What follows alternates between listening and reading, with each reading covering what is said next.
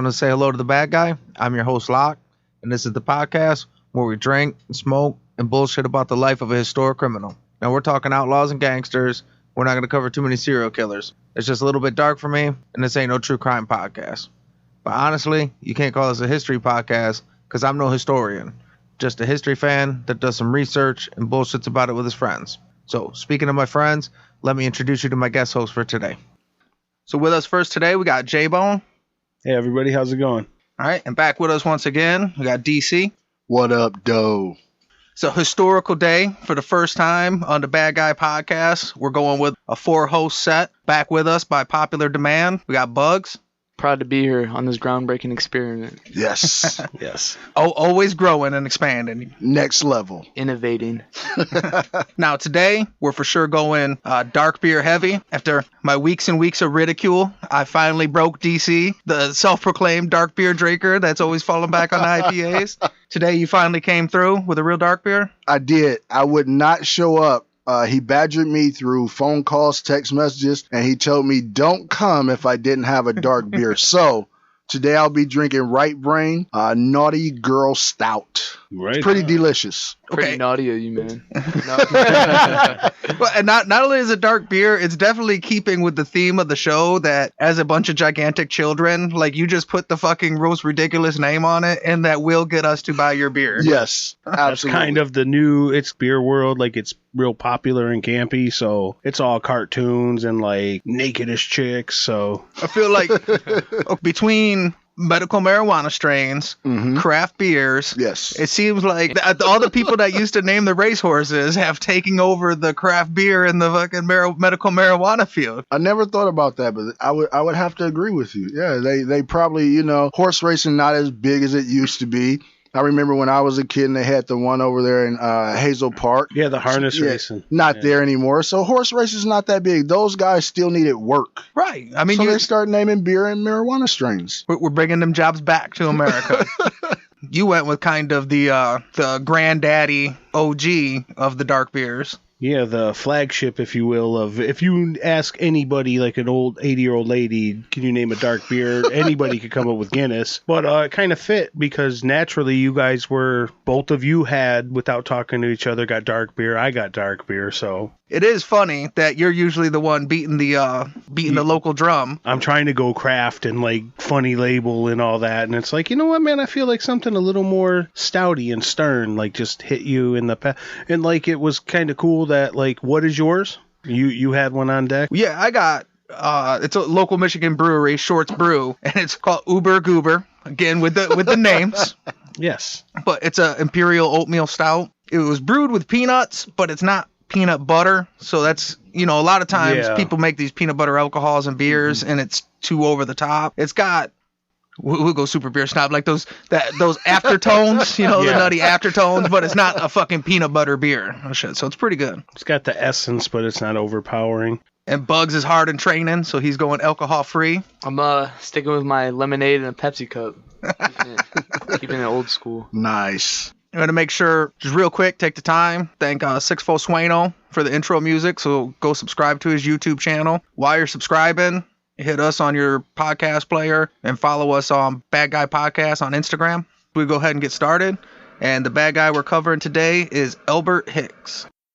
This ain't negotiation time. This is Scarface, final scene, fucking bazookas under each arm. Say hello to my little friend.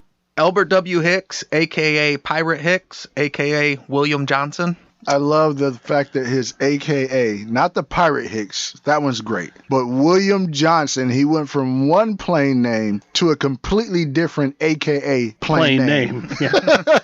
Gotta love it. Albert Hicks was born 1820 in Foster, Rhode Island. That was at a time when we didn't know dates or days, just roundabouts 1820. Is this the oldest one we've done before? 1820, that's pretty far back. That'd be the oldest to date so far. Okay.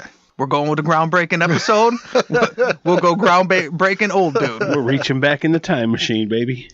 His father was a farmer, and he had 7 sons. 11 kids, 7 sons. Albert was the second youngest of the 7 sons. His oldest brother, Simon Hicks, was kind of a notorious criminal in the area. He was known for a streak of robberies that ended in him killing a man that he was sentenced and convicted to life for, but he escaped for California and was never seen again. From Rhode Island? From Rhode Island. Oh, that's the extreme east to west coast. Like, and back then, Yeah.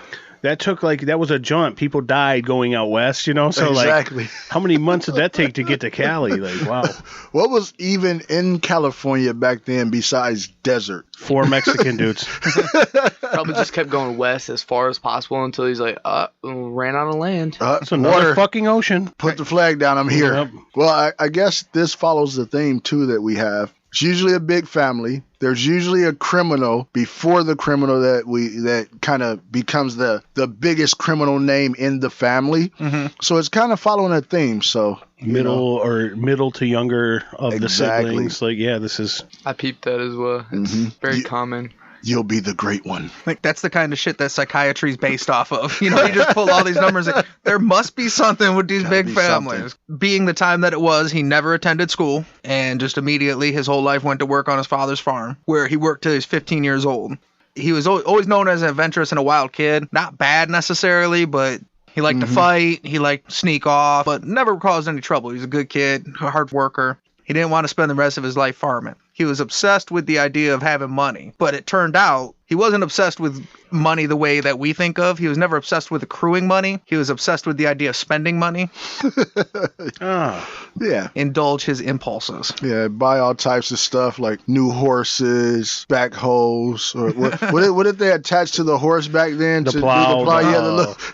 Yeah, the auger. Says, you know what kids did in the 1800s. You know. At the time, you had all these stories of runaways and outlaws and pirates, and he was obsessed with these stories, and he thought that would be his path to riches, would be living this adventurous outlaw life. So at the age of 15, he decides to go run away and be a criminal, and he goes to Norwich, Connecticut, which was just the next closest city at the time. Yeah.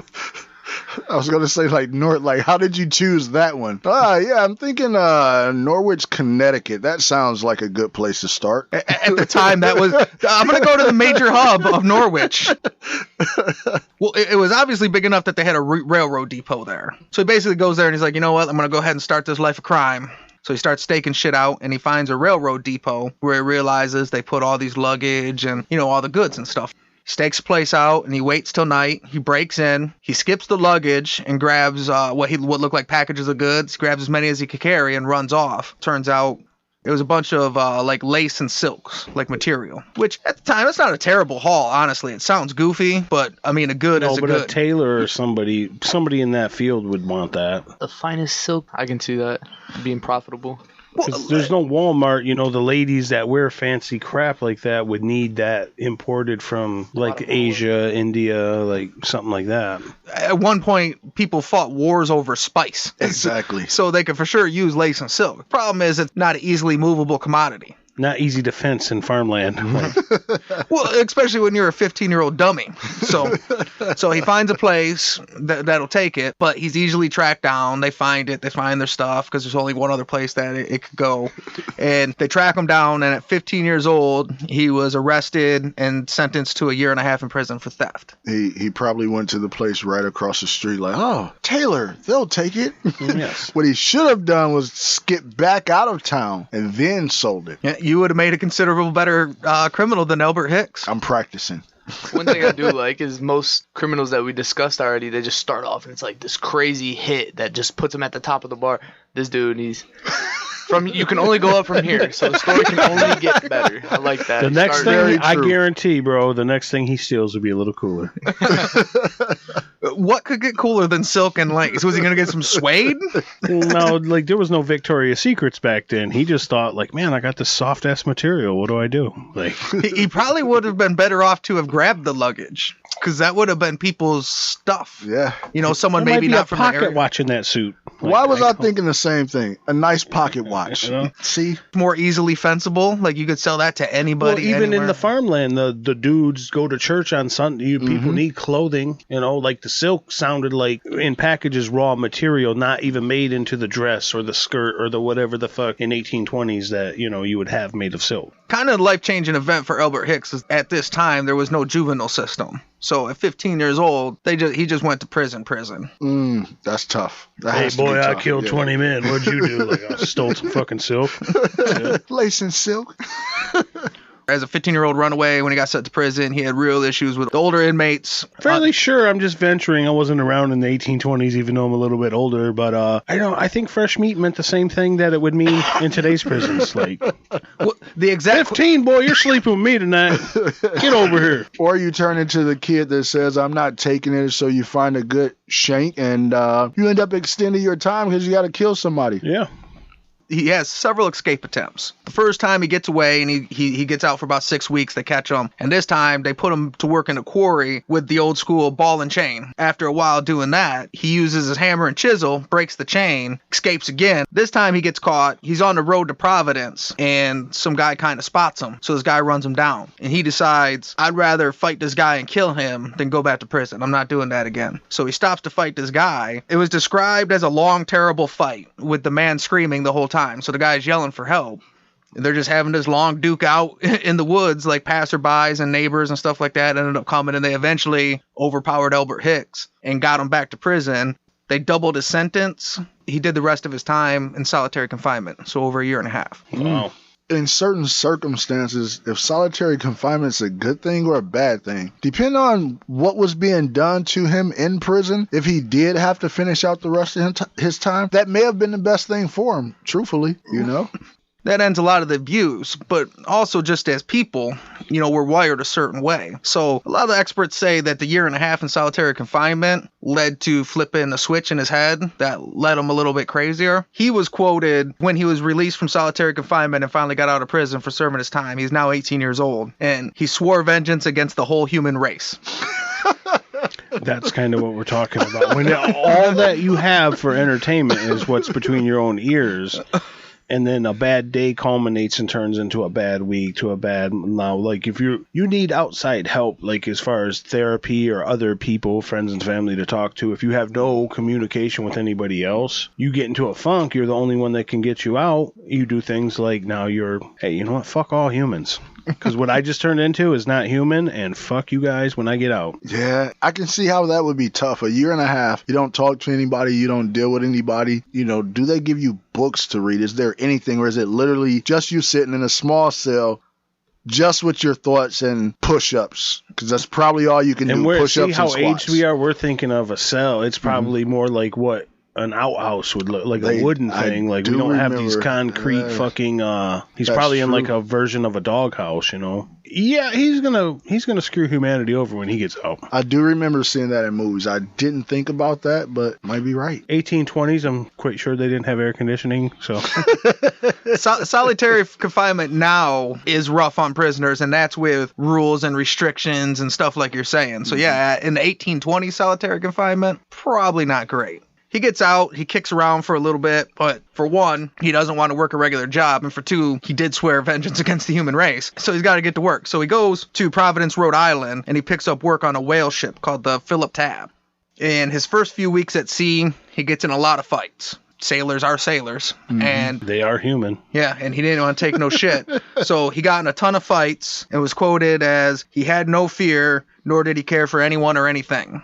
Hell of a combination. Somehow being out on the ocean, out at sea, on a pirate ship, chasing after whales and fighting people, I would say he probably was pretty fearless, because if I'm getting into a fight on a pirate ship out at sea, I'm probably going to throw the person overboard. So, I'm pretty sure there were a lot of people that got thrown overboard, and you got to be fearless. You can't take that. I would say I wouldn't want to be on his bad side. He went in at 15. He's only 18 right here. So to have already gone against your own species race, like you're against humans, so like that's crazy. He was described at the time as tall and broad-shouldered. He was 6 foot tall, which is a lot bigger then than it is today. And it said he was a handsome and charismatic guy. Now, even though he got in a lot of fights, he also picked up on all the tricks and the trades of sailing pretty quick. It seemed like he was a natural sailor. Based on the fact that he was always down to fight, and he turned out to be a pretty good sailor, he earned the respect of his crew. In the course of his first season of whaling, he instigated 2 mutinies that both failed, but both times others were held responsible and he wasn't suspected, where he realized he had this new skill of kind of manipulating people. So 2 failed mutinies, but kind of like a check in the column, like, I can do this thing though. I got this trick that people tend to listen to. It didn't work, but if I tell him he said something about his mother, I know he'll get angry. Yeah. His first season of whaling ends in the Sandwich Islands. Do you guys know what the Sandwich Islands are? No. It's where sandwiches were invented? Sandwich Islands is Hawaii, but this was before, a state named Hawaii and not long after Captain Cook had discovered it. And, he just drove over to this place, found it, and was like, hey, excuse me, people, look out.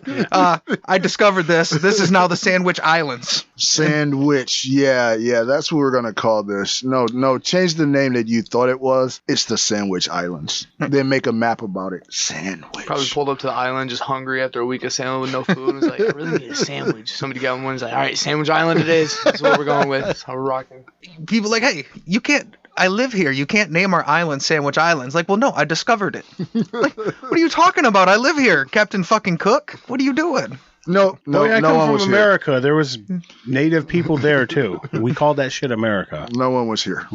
At the time, it was called Oahu. It's now Oahu. They ended up using Oahu Island in Hawaii. That was kind of their base of operation for quite a while. In between seasons, that's where they go to port, repair, kind of everything they do. R&R. Right. So when they get to Sandwich Islands, he's now a much different person. He's a grown man.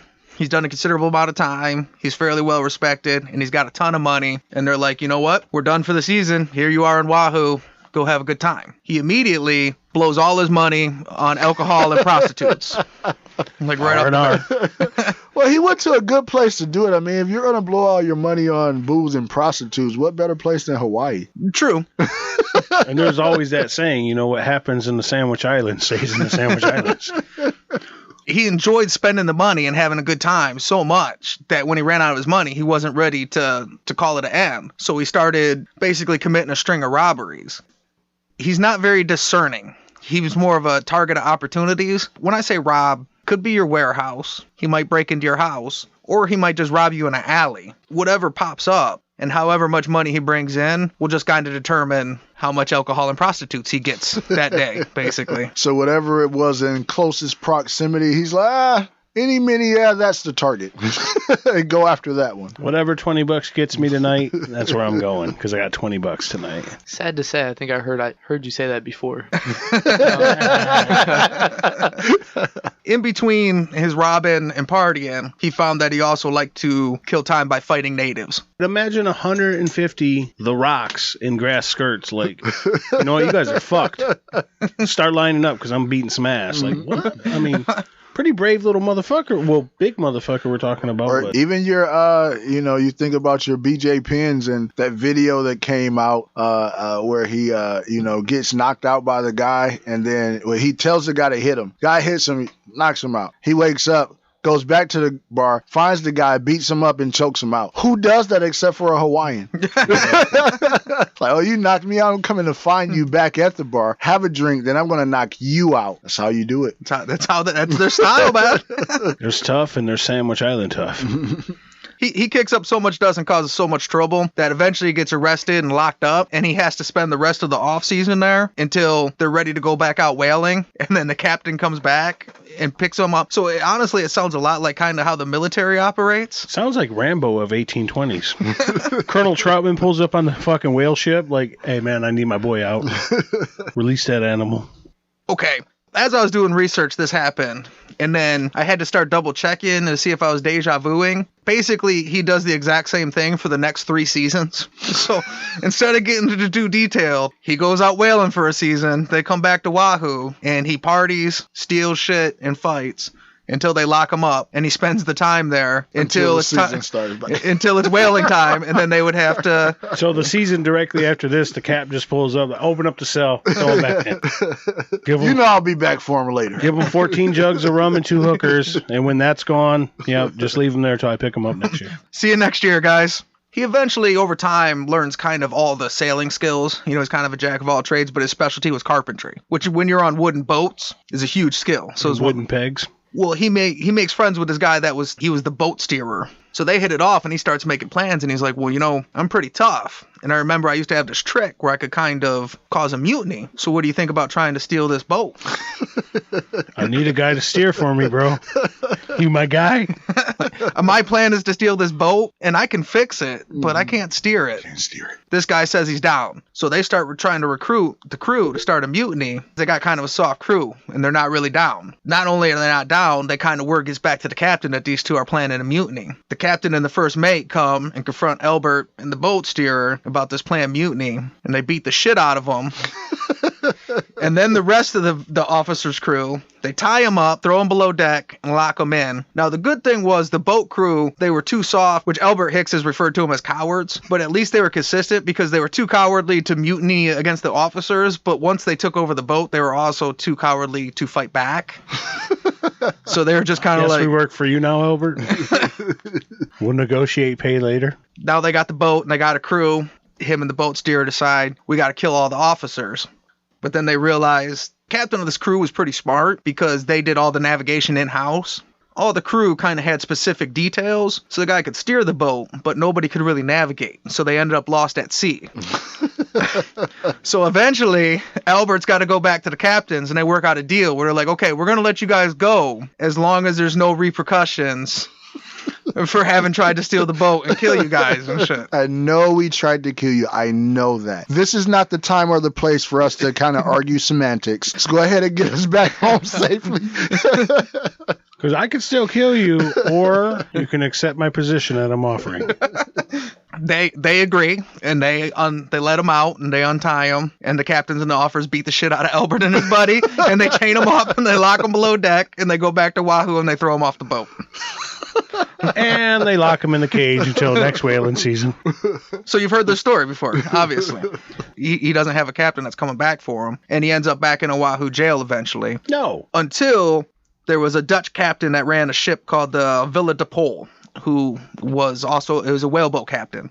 He was short-staffed on guys and was looking for experienced sailors and whalers, which Albert Hicks was. So this guy goes and negotiates with the local prison and commissions Albert Hicks and pays his fines and gets him out of prison to come and work on his boat. And they take sea for a whaling season in California. Nice.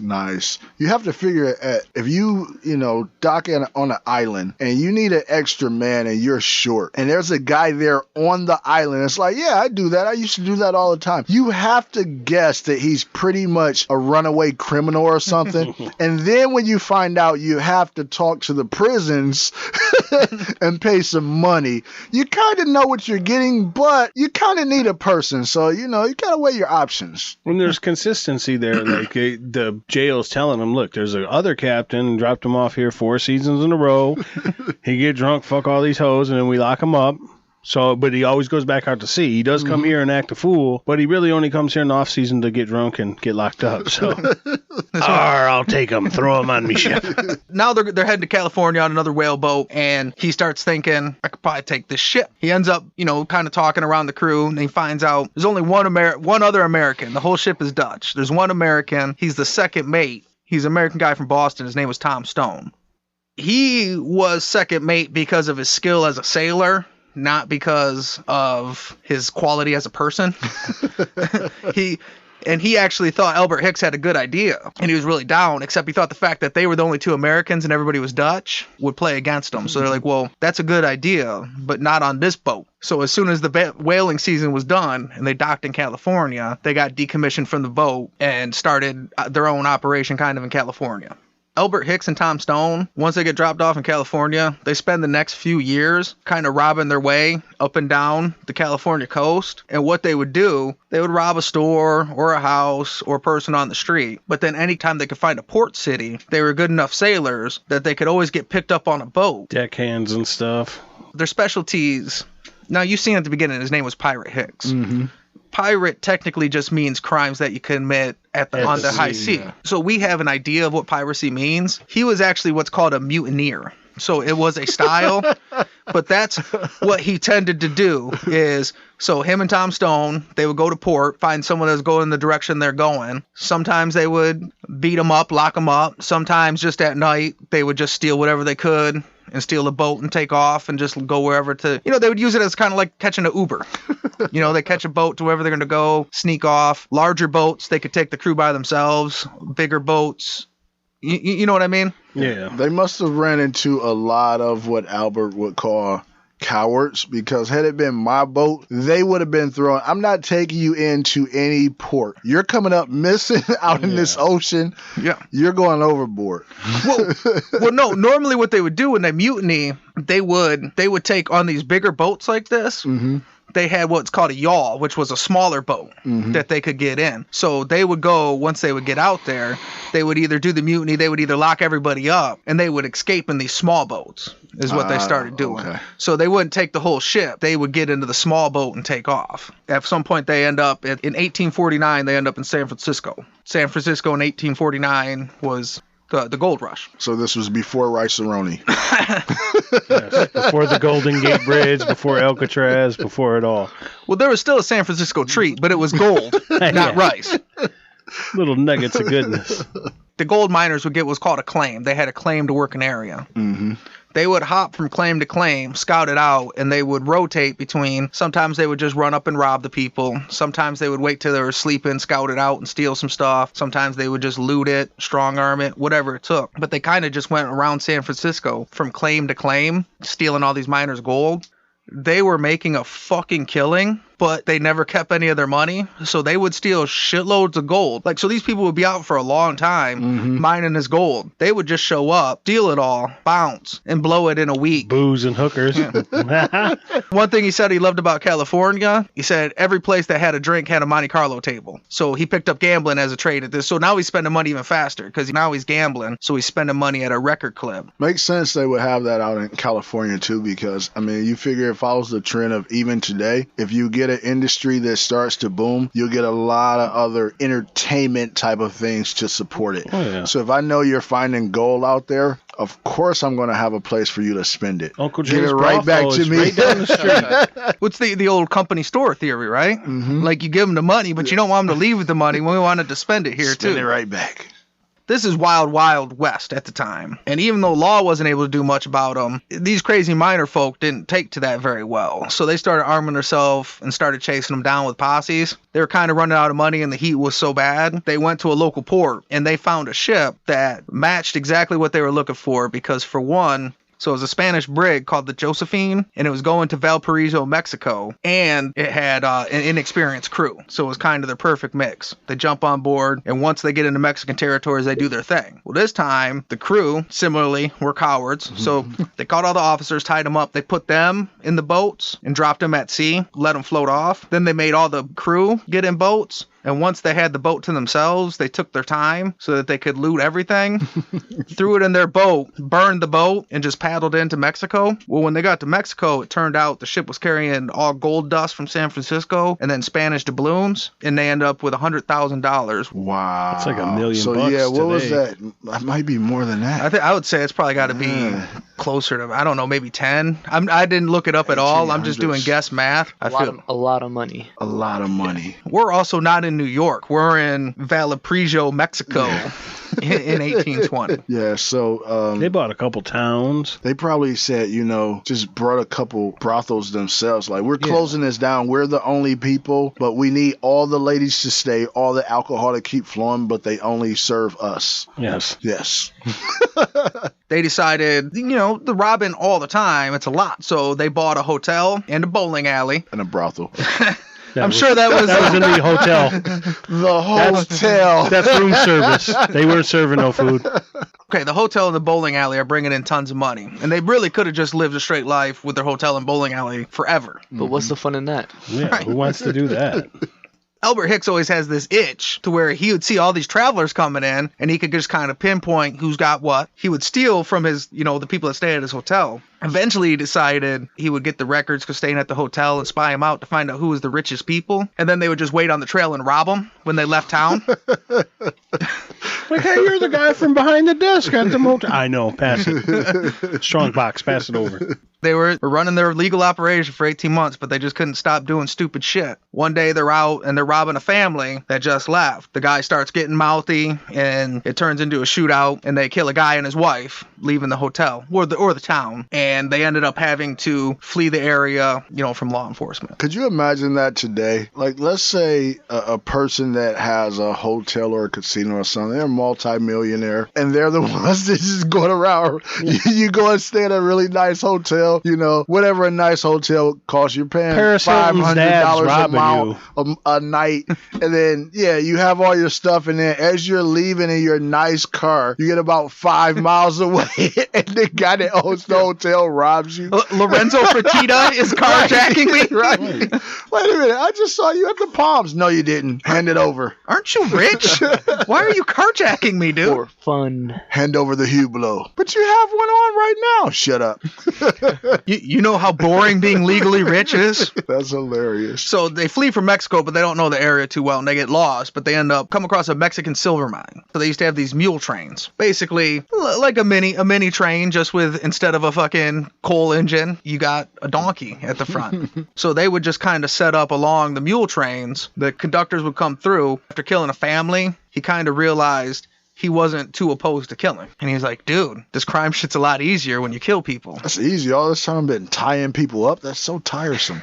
Just kill them. Wasting all my small dinghy boats on the ships. Like, I'm just throwing them into the sharks, man. Keeping it all. So they would rob the mule trains, kill the conductor, take the silver. They did that until they eventually made enough money in silver so that for the first time they traveled on a boat as a passenger. They considered boarding as deckhands, but the problem was when you're a deckhand, you have a limited luggage, and they had so much money in silver. They took a boat from the Mexico area down to Brazil, where for the first time, they didn't rob and fight and crime. They legitimately just went to Brazil, spent all their money, partied there for, it seems like about a year and a half, but it's the only country or place that they went to all over the world where they didn't go there and cause a bunch of trouble. Outside of the normal drinking. Getting drunk and ruckus. Right. But they're like, hey, man, these guys all know that jujitsu shit, man. We ain't fucking these guys up. We're just going to drink and fuck their women. Once they run out of their money in Brazil, they decide they got to head back to the Americas area. Like, they're getting further and further away. They're white dudes. They really stand out. So in Brazil, they catch a boat that was heading long ways back to the Gulf side of America. So they get on the boat. This was a ship called the Admiral Granford. And these motherfuckers just can't really help themselves, because when they got on this boat, this was a boat where the captain was kind of a prick. So it was already a pretty ruckus crew. And that's his specialty, is riling up a bunch of dudes.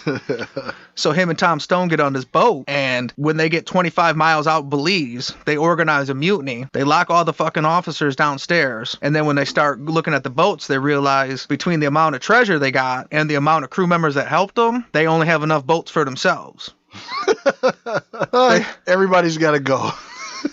Not for themselves and the mutineers. Oh, okay. Because normally it was him and another dude. Mm-hmm. Now he's got this whole crew of dudes that helped him out, and they're splitting up the treasure, and they don't have any extra boats. They just left the officers tied up below the deck, took the boats out, burnt the ship, and left. I don't know which is worse at that point. Tied up on this boat that's burning, or just throwing me to the sharks and let's get this thing over with. Which one would you prefer? Well, okay. So with the burning, because you're probably not going to get ate by sharks. You're probably going to tread water for 28 hours, dehydrate. Bite your lip really hard and start bleeding. And then they'll come. You could try. Bite off your own hand just to please come get me, Mr. Shark. I don't know, man. Burning to death. Well, in that big wooden box, you guys would probably die of smoke inhalation. So then your body getting ate by a shark afterwards. You wouldn't drown or get ate by a shark alive. Like if you burned the boat, because like this is the boat, we're in the hall right now, you know. You could actually burn to death though if the smoke don't get you. That would suck. Anyway, on land, anytime you got to burn to death. But out of all outcomes, it's going to be very painful and gruesome. So I just rather not hang out with Albert Hicks. Yes. I pick none. from there, once they land in Belize, they just go on a spree of these mutiny trips where they would just take a boat to one spot, get out to sea, kill everybody, rob it. Well, not always kill everybody, but they rob the boat. Like I said, depending on the size of the boat and the situation, they would rob it. And they went from the Caribbean to New Orleans to West Africa. While they're kind of on this globetrotting adventure and they're going from spot to spot, at one point they run into a crew. It was a captain that was doing what was called Shanghaiing, which is you catch either people that were either too drunk and didn't know, or you would tell them that you're just looking for legitimate sailors. And once you get them out there, you could tell them either just work or swim. There's nothing they could do about it. Albert Hicks and Tom Stone, they found a boat that looks like a good mark, and they go out to do their mutiny thing. And when they get out there, it turns out it's a Shanghai captain. The captain pulls the crew together and tells them they're not really out to do whaling, that they're going to go out on a pirate ship. Albert's like, whoa, wait, say that again, because that was my plan. Like, Did you just swindle me when I was trying to swindle you? we were going to kill you and take this boat for the purpose solely of pirating, but like I say, man, you guys are down, shit. Let's We're do planning it. on tying you down and burning your boat. Right? You talk about you're fucking with the right one. Like, that's the Step Brothers. Did we just become best friends? Exactly. Yo, Like, hey, we're not out doing some whale boating. We're about to be a pirate. Like, holy shit, we were here to pirate you. Do you guys want to build some bunk beds? We could do so many activities. We were thinking boats and hoes when we came out here, bro. Fucking. That's the favorite. That's the best song for this thing. Boats and hoes. Boats and hoes. That's Albert Hicks' motto before it was cool. He Yes. was living the boats and hoes. He was life. the original. I'm upset it took us that long to make that reference. We should have been Life on has boats. been boats and hoes. Right, Well, in the that's grand true. scheme of this story, what were the odds that shit was prevalent back then went on? What was the odds that these two that had a thing where we just fucking Shanghai / give these guys some bill cosmopolitans and fucking take them out to sea? They did that to us. Dreams come true, baby. We want a pirate. So Tom Stone and Albert Hicks spent a year out at sea with these guys just pirating on a boat that they got on to rob. The best part of that also is more than likely these pirate guys were into all the same things. So they probably robbed people. guys like rum and robbed hookers boats. too? Exactly. Holy shit. Booze and hookers. It was Way that's like before the movie Jaws, like they already said, dude, we're such a tight family, we're gonna need a bigger boat. that's like just finding the best possible company to work for is like, they trick you, like you go in, you like, hey, I'm gonna trick them, they think I'm gonna do all this stuff and I'm really not gonna do anything, and they come in like, we're really not looking for people to do anything. This whole thing is a front and we just want to pay you to have a face. Really? You'll pay me for that? I'm in love. Because I would have pirated for free. If you love what you're doing, you're never working. All right, season's over. We're done pirating. It's been real. It's been fun. Hasn't been really fun. Smell you. Hicks is just like, no, please don't go. But let's just pirate a little more. I don't even want to be locked up this off season. They eventually ended up in London. And while in London, Albert and Tom parted ways, and Albert met a lady that he loved and got married, and in 1857 they returned to New York. Did it say, did they have a falling out or? At the end, when Albert Hicks is dying and he is explaining it, he actually even said at one point that he hopes that Tom Stone found a better life to live than the basically scoundrel life they were living. So, But it was so fun. it doesn't seem like there was any hard times. It just legitimately seems like at some point they just robbed enough places and bounced around enough that they said, all right, I guess we'll call that a career. It could have easily been. I mean, he did get married, so maybe he said, you know what, I'm just going to do this different thing. That'll put a hamper on your drinking and hookering, like. I guess everybody has to retire at some point, or at least move on to another company. He chose the human ball and chain. I mean, it's on him. Well, we're going to go ahead. We're going to take us a quick smoke break, refresh our drinks, and we'll be back in a minute.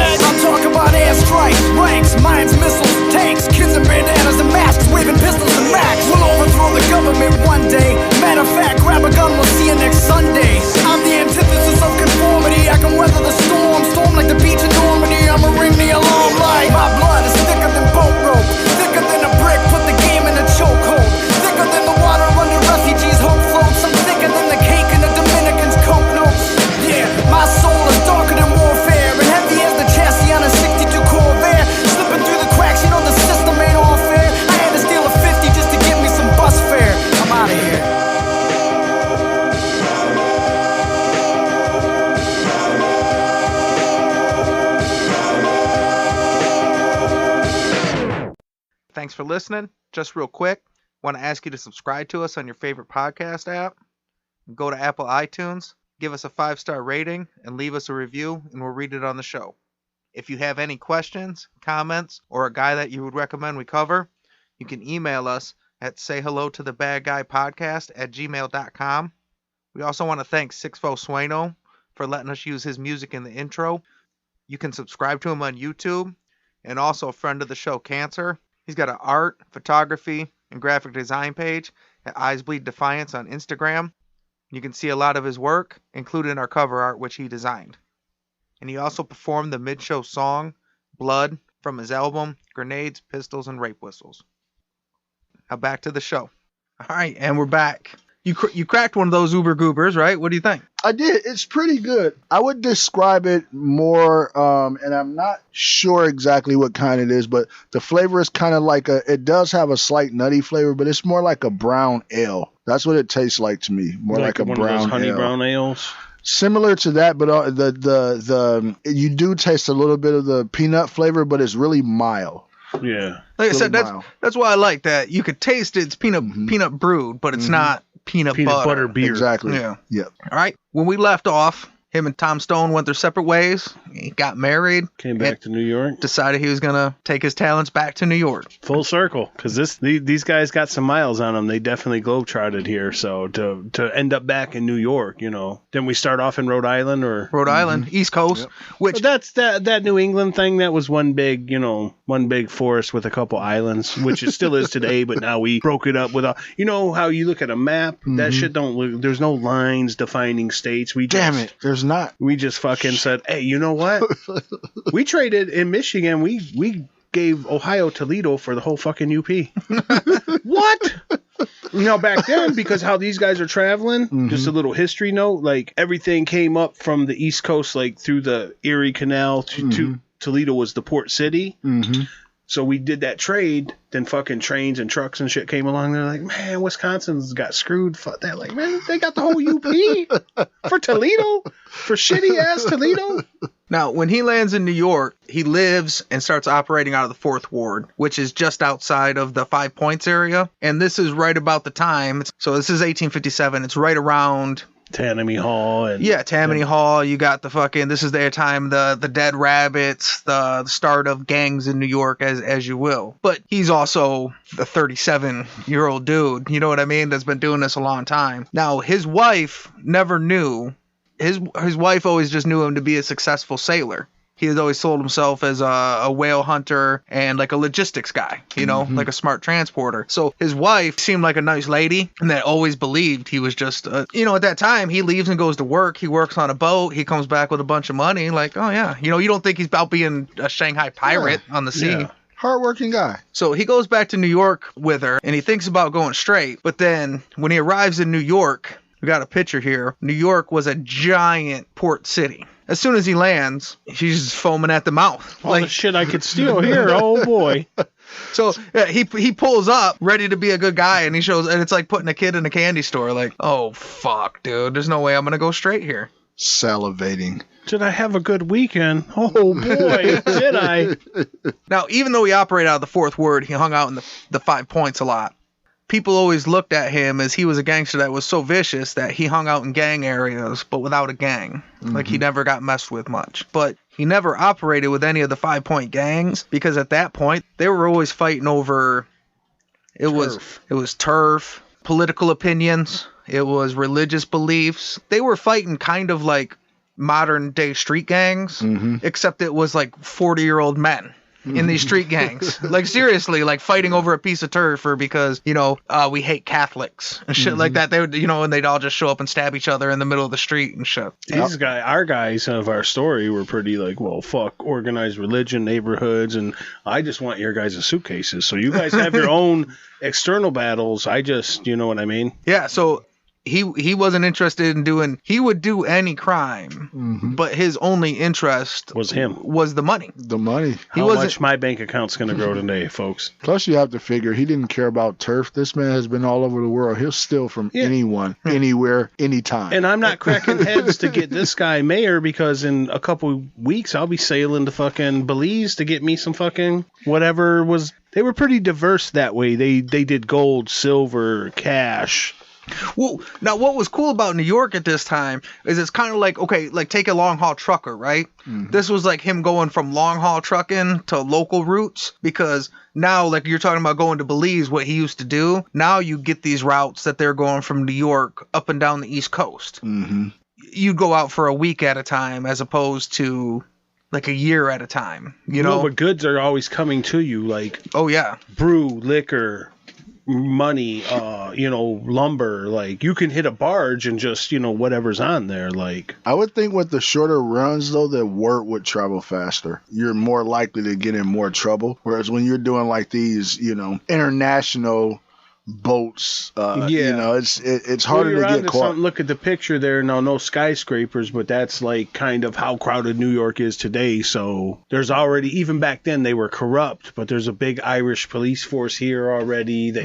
They're knocking off tobacco carts and stuff themselves. That's how them corrupt politicians and cops were back then. So like, they want me and your pirate ass right out the way. Like, well, and it's not only is it more local, it's more metropolitan too. These are more cities. You were in fucking like robbing mule trains in Mexico. This is fucking New York City. This is a lot different. What he never liked to do was rob locally. So he never liked to rob shit. Now, he would do whatever he had to do whenever he had to do it. But what he preferred to do was catch stuff going out and then rob them. So he, catch work on a dock and then go up to, Rhode Island and then rob the boat. And then, go to Connecticut and then catch a boat back. Like, he would just kind of rob his way up and down. Or if money was real tight, he would just legitimately go work a boat to go to Virginia, go rob 3 places, and then, catch a boat back. And that's basically how he just made his living, just kind of robbing his way, pirating around, mutineering. And until 1959, him and his wife had a kid. And he decided he wanted to kind of hit a couple more big licks. What he never did. Like, he always liked to blow his money. He decided he wanted to save his money. So he wanted to try and find just a couple big licks and get out. College funds. Right. What he was looking for, the 2 businesses were fruit and oysters. Most other stuff could be preserved, but fruit and oysters were very disposable. Well, perishable. Eat it now. Right. It won't be any good. So it was all cash operations. So anybody that was dealing in fruits or oysters had to have a lot of cash on hand. So it was quick deals. He was looking for someone that was dealing with that, and he was looking for a smaller crew. He's now operating by himself, and he didn't want to get into something too, he's 40. You know what I mean? He's not looking to push something too crazy. He finds like the perfect mark as a deckhand on an oyster sloop called the A.E. Johnson. They would take large amounts of cash down to Virginia, buy a bunch of oysters, bring them back, and that was kind of the operation. So it was a perfect fit, and it was a smaller boat, so it was ran by a captain and 2 brothers, and they were looking for a 4th guy. So he thought, this is perfect. 1 dude, 2 kids, I'm good to go. A slope. This is a much smaller boat. You seen earlier the big whale boats we're talking about? Yes. This is a smaller operation we're working with, but high cash. So they get out there, and what he decides to do at first is just do a real good job. And he shows this guy how sweet he is, and he's doing the carpentry, and he's fixing the boat. And one of the specific things the captain said, like, he liked how much he had an eye for keeping things clean and neat. Like, he would just clean the boat and fix everything, and this guy's a real good sailor. The captain's name was George H. Burr, and the 2 brothers were Oliver and Smith Watts.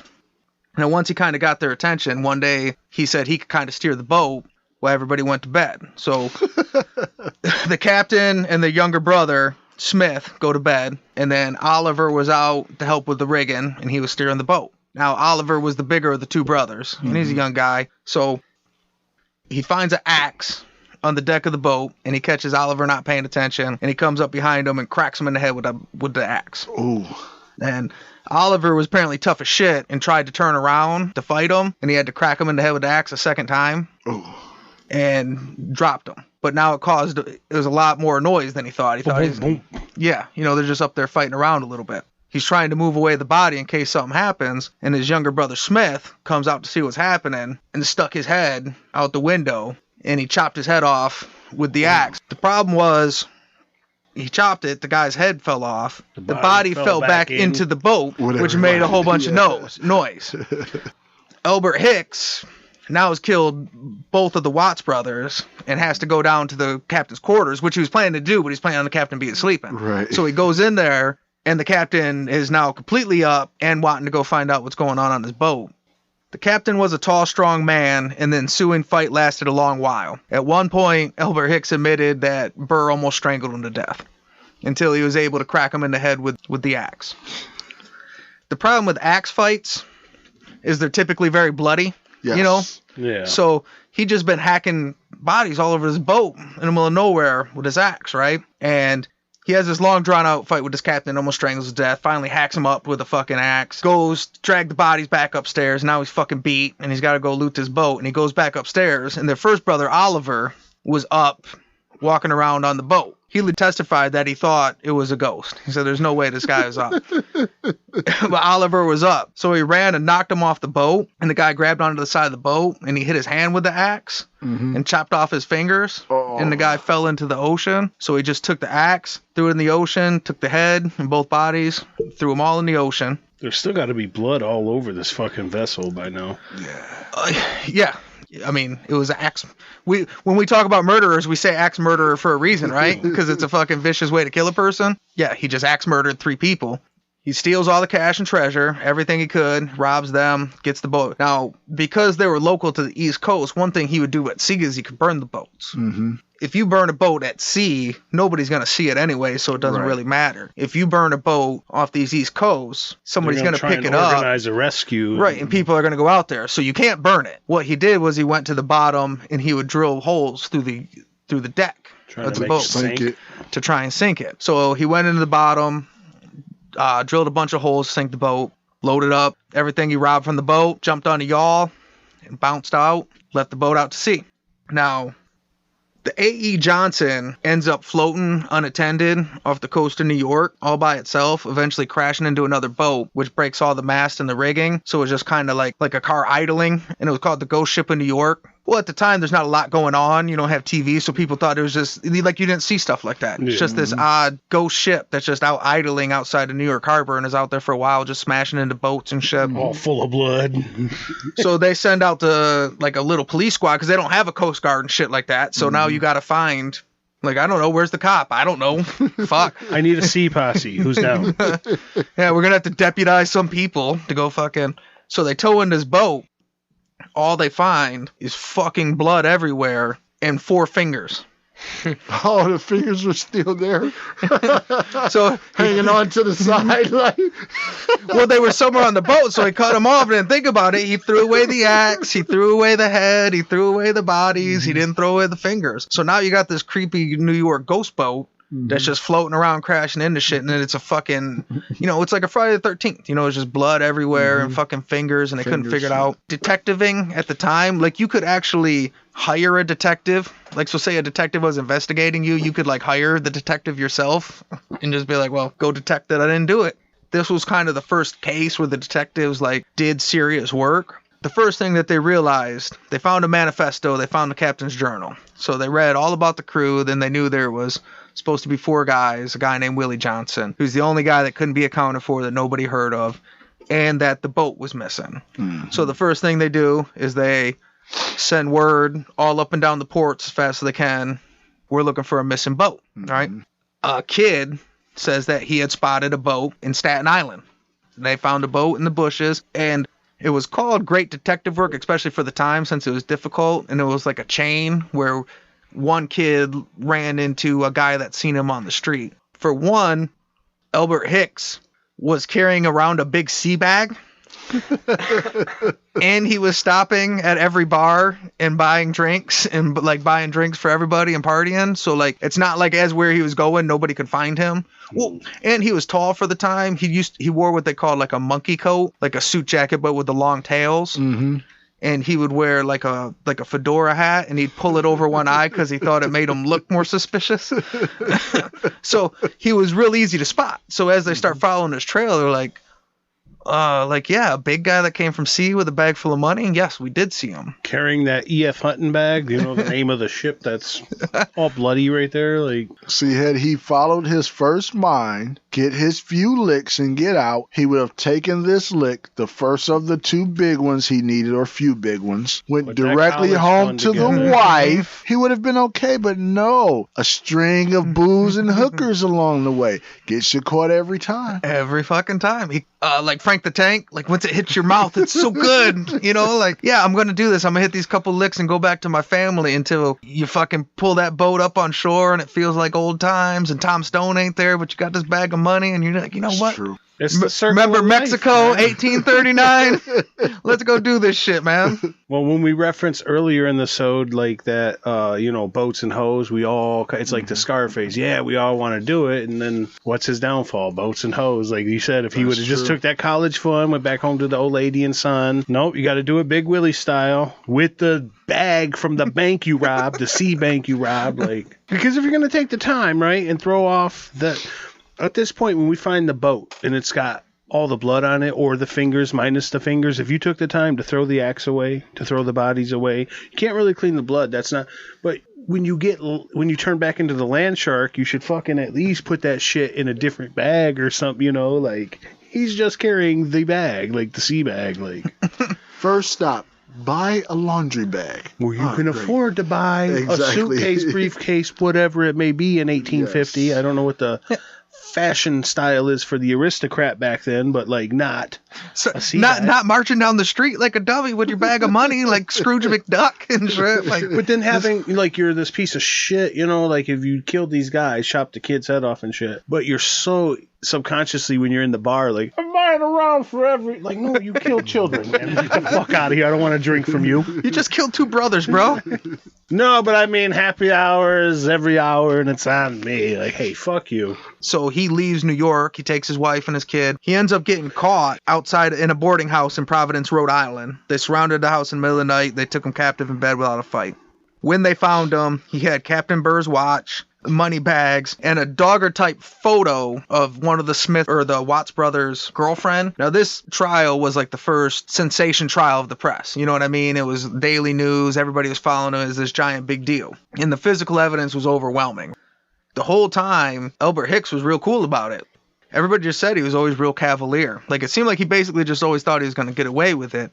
And the real thing was, even though it was overwhelming evidence, it was no body, no murder. You know, so he thought, worst case scenario, I can get caught for robbery. You know, I've done time in Wahoo. You know what I mean? I could do 3 years on my Multiple dick. seasons in one. But the fingers, are those going to constitute as a body-ish type deal? What happened is the defense finally says at some point, okay, if we for sure can't get him for murder, it was still a crime that occurred out in the sea, and they tried him for piracy. Piracy at that time was a capital offense. Now, it was a weird law because this is 1860. You know what I mean? Like, we haven't... We're just about to have the Civil War, and we're pretty much out of the pirating age. We should Right. be out of the... They dusted off an old rule and said, you know what, let's charge him for piracy. It's a capital offense. And that his defense attorney kind of argued that, wait a minute, this wasn't the high seas, this was local. And the judge officially said, like, that it was like my cousin Vinny, like, you know what, that's a well-stated argument, that's a good point, overruled, he's a pirate, we're going to kill Albert Hicks. So it said that the jury took 7 minutes to deliberate. They gave him the infamous old-timey, they used to legitimately say it when they sentenced him. Hang by the neck until death. Yeah. After he was found guilty and knew he was going to hang, like, his whole demeanor changed, and he was less cool and fun and cavalier about it. What he did agree to do was give a confession under the grounds that if they would release it, that any proceeds would go to his wife and kids. He had also, at some point, there was some kind of like settlers' rights thing where he had found a yacht back when he was pirating up and down the coast that he had some kind of like ownership rights in, and he asked for that money to be sent to his wife and kids too. But he gave a full confession. What he confessed is that when he was in solitary confinement, that he was possessed by the devil and that the devil made him do it. And then after he killed those guys on the A.E. Johnson and got back to shore, that he felt like the devil left him and he was better now. And he asked if that he could, if he turned to Jesus, if it would have been too late. Yes. Now, I'm not in this confession going to talk about any of the other bodies that may be out there. Yeah. But what I can tell you is those individuals, after killing them, I found Jesus. And I think you all should give me a second chance. Yeah. That is. Okay, so we still hear that. It is just so nice to know that in 1860, like, so there's a lot of things you could say. Oh, this person was the first one to run away in a car. This is the first guy to this. He could have been the first guy to be like, how about if I convert? I'm glad I went to prison. I found God there. Like, no, you didn't. I want to plead, I heard this new thing called temporary insanity. I want to plead that. And then Jesus, what happened, I got baptized and it took the demons out. I'm all cured now. Will that work? No? Okay. Let's think of something else. The outfit he was wearing became so famous through the newspaper articles that after he was convicted, but before he was hung, P.T. Barnum arranged a meeting with him. P.T. Barnum gave his wife and kid $25, and he gave Albert Hicks 2 5-cent packs of cigars for the clothes that he was wearing during the murder or whatever. P.T. Barnum had that tailed suit. Like, if you see any photos of him, he's wearing that thing that you said that this guy had on. The coat with the 2 tails type deal. That's what P.T. Barnum was known for. Like, well, he patterned his outfit out of it, but what he did, he had the actual outfit that Albert Hicks wore. He made like a wax statue that he decorated, and he had like an Albert Hicks poem or whatever. And for a long time, he toured it around, and then he put it into his famous museum or whatever as the most notorious man ever, the most terrible man ever or whatever. But he had the Albert Hicks murder outfit. Nice. In the P.T. Barnum history for a long time. Yeah, Barnum was definitely a character, so I could imagine he probably did even more with it. Knowing him, he probably made somebody put the outfit on and spread a rumor that Albert had got out and was walking down the street, and that's all just to make an extra buck. Right. P.T. Barnum probably put that thing on when he raped midgets or whatever he did in his spare time. Like. On Friday, July 13th, 1860, Albert Hicks was set to hang on Bedloe's Island. Now, Bedloe's Island is now known as Liberty Island. It's the island. Little statues there. Yeah, you might have heard of it. That was Bedloe Island. So they set him up to be hanged there. On the day he was set to be hanged, 20,000 people came to watch him hang. 8,000 sat on Bedloe Island. 12,000 were watching out on boats. It was like the go-to event. Like, so you could see, like, they had the big steamer ships and the, all the big boats. Everybody was getting tickets to get front row seats to go There watch. was no fireworks shows that Friday the 13th, It was like, I guess we're going to sail on in to watch a hanging. This was another first. This was the first drive-in movie. Yeah. Down in front. In order to be hanged in, Hicks had a suit custom made that was electric blue with gold buttons and anchors sewed into the sleeves to be hung in. So he had it custom made, which probably cost the whole $25 that P.T. Barnum gave his old lady. So that's kind of bullshit. When they asked him his last words, he said, "Hang me quick, make haste." Asking someone the last words before you hang them is like interviewing a guy after they just got knocked out or something. You know what I mean? You don't want to have that Get a sloppy response. It's gonna be ugly. Right, you're fucking about to hang me, dude. If it's good-hearted, if it's I'm sorry, all that, it really don't matter. And if it's just dumb like that, like just hurry up and get it, your last words don't really mean shit. At that point, it's like your last meal. Like, I want to filet mignon. Just give me some ramen noodles or I won't eat. I'm dying in 12 hours. Some ramen. I'm fucking, you know what I mean? What I'm going to go out on a full stomach with a cleansed palate, nicely fucking all the taste of things I'm going to not remember in 12 hours going to be, oh yeah, fucking dead. Let's fucking do it to it.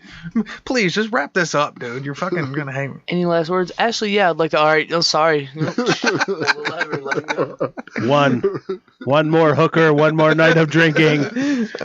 I want one more night at the casino, just me and Tom Stone and all the hookers we can fucking. See, that should be a real last request and shouldn't be what's your last meal? Words. Some pussy. What do you want, period? You get something for an hour. What do you want? Boats and hoes. Boats and hoes. We can and a bowl of Cheetos. That.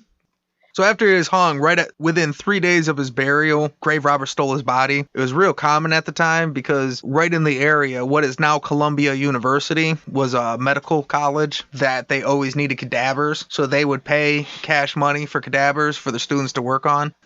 they were grave robbing, but not for the reasons you would think. Like, a lot of people were grave robbing to try and get the stuff. You could actually sell the bodies in New York at that time. You'll hear, like, oh, it was because of this, or he never really died, blah, blah. Like, no, a lot of bodies got dug up and sold at that time. And a lot did end up in the Columbia University medical trade, but a lot, like, you take your little son to P.T. Barnum, like, hey, Dad, who's that blue suit mummy right there? Don't ask. Don't ask.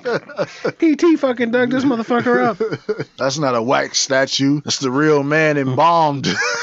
The most evil man I ever dug up is right before your eyes. For a small price of $5, come gaze upon him. Like, Albert Hicks, he was the last man publicly executed in New York, and he was the last American hung for piracy. That used to be a thing. You used to get hung for piracy. They slipped that one right in on the tail end. Like, you know what? I think this is the last time we're going to have to be able to use this law. Let's use it now.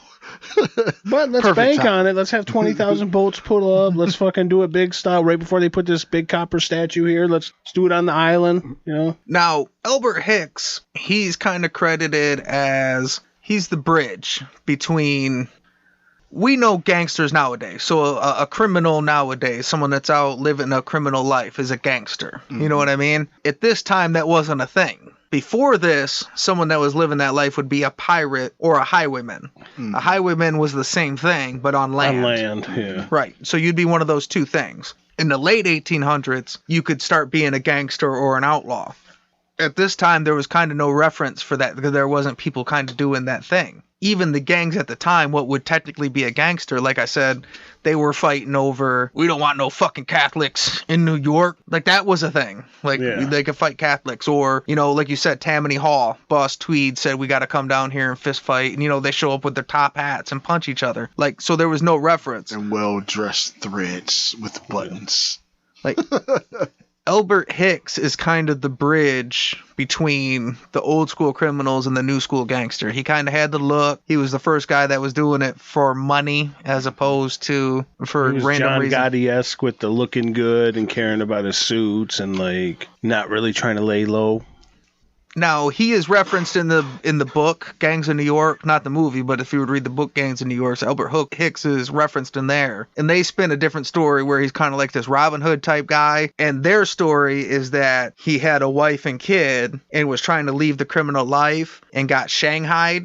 And then next thing you know, he's out on this boat, and this evil captain and these two little kids are gonna make him, you know what I mean? Yeah. Be a fucking a hard worker all the way to Virginia, apparently. But and that's why he kind of lost it and killed. But in reality, like, no, he was just a scumbag, and that looked like the easiest target he could find. But yeah, book that tells that story where like, yeah, poor Albert Hicks got fucking poor guy picked on by these guys and had to chop them all up with axes. I believe it. That's not what happened. Poor Albert. So say good night to the bad guy. Go on. The last time you're gonna see a bad guy like this again, let me tell you. There could be like a Albert Hicks movie that they're working on. Inspired by Say Hello to the Bad Guy. Yes. So when that happens, don't call the guy that wrote the book Tough Jews and think that he put Albert Hicks out there. No, it was for sure us. Yeah. You could write all the books you want. We did this podcast in my basement. Right. Put it on the map. If we were going to try and cast this movie right now, who would you have play Albert Hicks?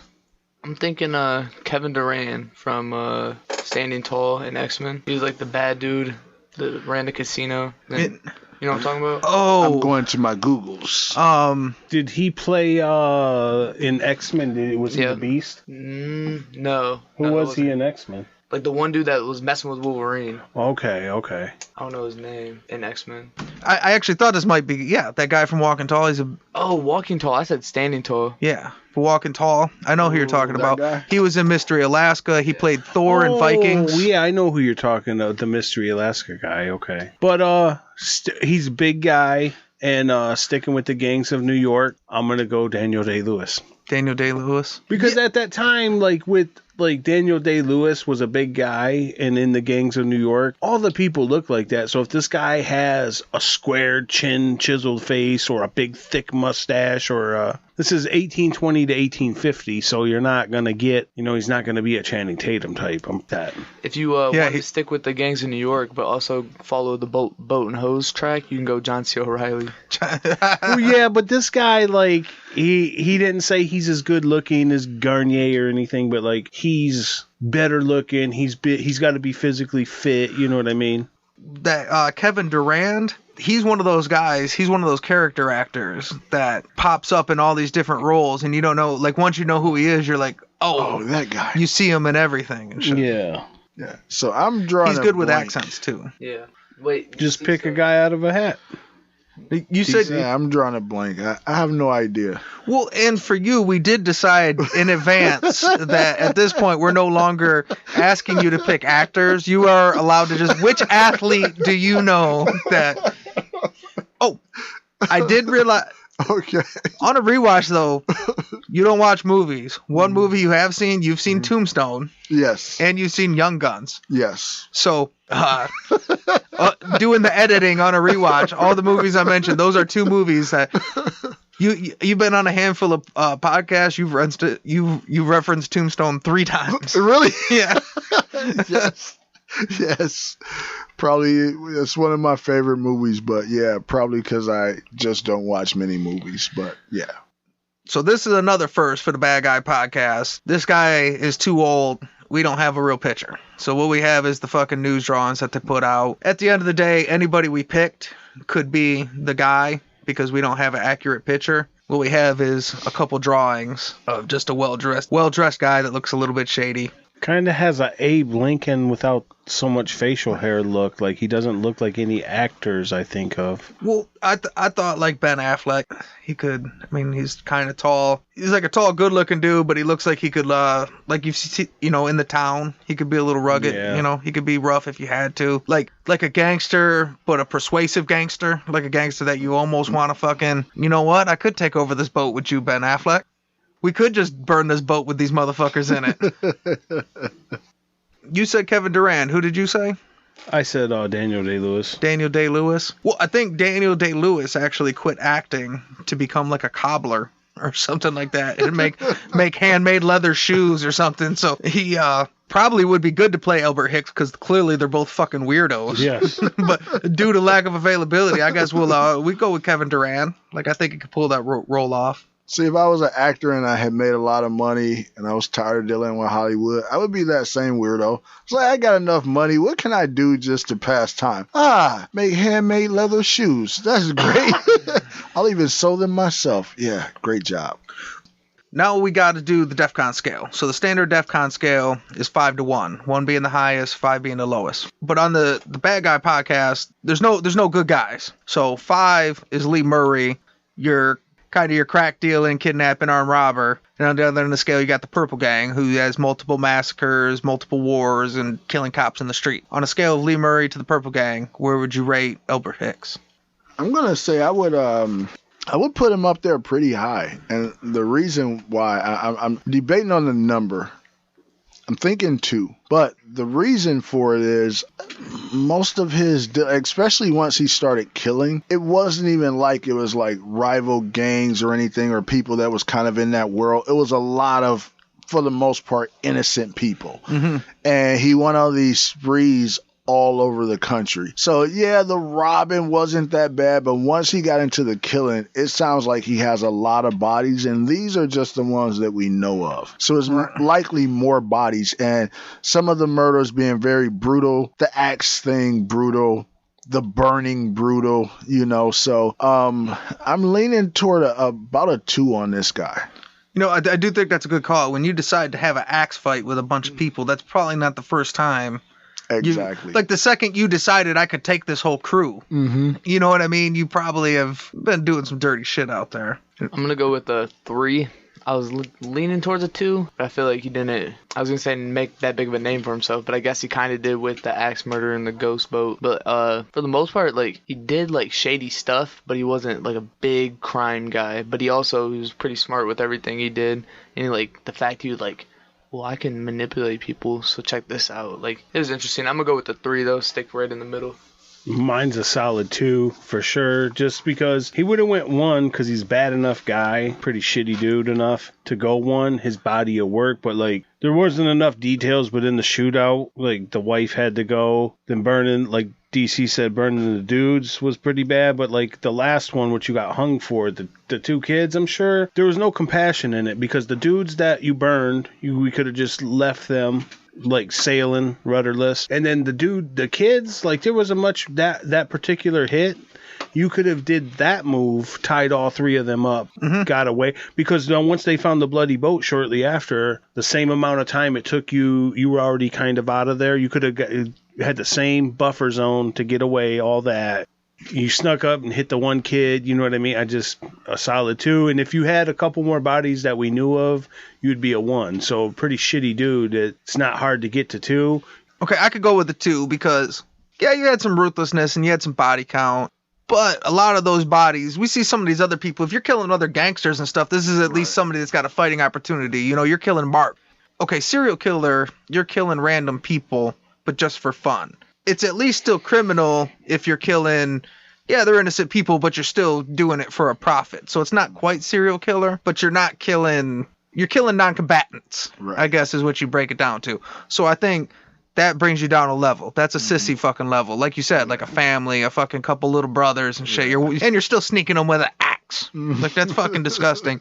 And never accruing anything. Like, you know, you see some of these guys, for better or worse, they're making a life. You did this for decades and, you know, trotted the world, and you're just out here fucking banging chicks and gambling it away. Like, you died with 0 to show for it. You sold your fucking outfit for $25 because you have no fucking money, and you've stolen so much shit from pillar to post across this world. Kind of crackhead-esque, just replacing the crack part with bitches and alcohol, you know? I would definitely agree. Looking at the sheer volume of the amount of money that he blew is insane. Well, that's how the modern-day crackhead operates. He's going to go out tonight walking down the street, and he's going to, if your laptop's left in your car, he's going to get that. But if a door's wide open, he might take a big screen TV. But whatever he booties, loots, and fences is all for tonight's smack, crack, or whatever his problem is. And then tomorrow, he's got to go out and rob. Now, these clown shoes in this story, doing the gold at one point and the silver, they could have...